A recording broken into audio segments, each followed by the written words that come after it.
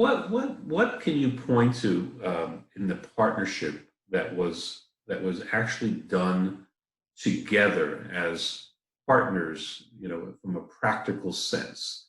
Like if you point to the things that they did as partners together, or are you Oh, as a practice, partnership differently in this case? no, they did many things together. Um, uh, and I think you'd have to talk about two, because um, and during the revolution, it was military leadership. They went to the Second Continental Congress as the two most experienced military leaders. Franklin had been in charge, the colonel, the top ranking person during the French and Indian War in Pennsylvania. The Pennsylvania militia was in charge of that. Washington had been the top ranking official, the colonel, of the Virginia militia. That's how they got to know each other during the French and Indian War in the middle of the 1750s, because at that time, their two colonies were not just neighbors, they actually had conflicting claims of the Ohio country. And that's where the war primarily focused. And therefore, they were out leading their troops. And so they came and they both established, they were very different sort of leaders, but they were both successful. And but of course, you were dealing with different sorts of people. You were dealing with we were dealing with, Pennsylvania was a sort of a worker's place, and his men loved him, and Jefferson and Virginia was a hierarchical place, and his men followed him.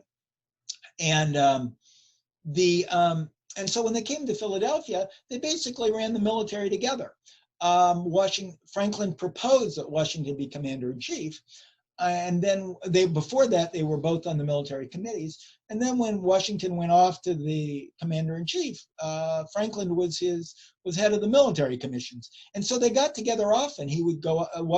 Franklin would go up to the front. They both realized that they couldn't work on a volunteer militia army.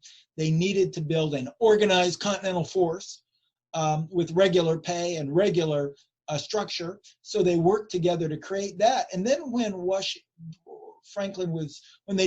America declared its independence, Franklin also was the most experienced diplomat, and he was sent out to be the diplomat to Europe, based in Paris, and trying to negotiate, because there was no way the United States was going to win without foreign alliances. And nobody could get them but Franklin. And so he was sent over there and achieved the alliance with France, which was critical, and the loans from France, which were critical. But he also once there was an alliance, he had to work with Washington to plan the mutual disposition of troops. So he was there working with the French government, getting the Navy sent over, coming and going. The French Navy wouldn't stay, it would come and go. And the French army. And so he had to coordinate with Washington. Okay, where do you need the troops? When do you need them? How can I get them? And of course, you had to do that with a time lag, because the messages would take 2 weeks to get back and forth.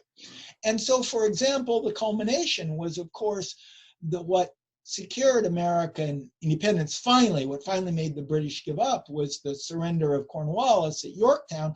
Well, that was only made possible by the coordination of Washington and Franklin,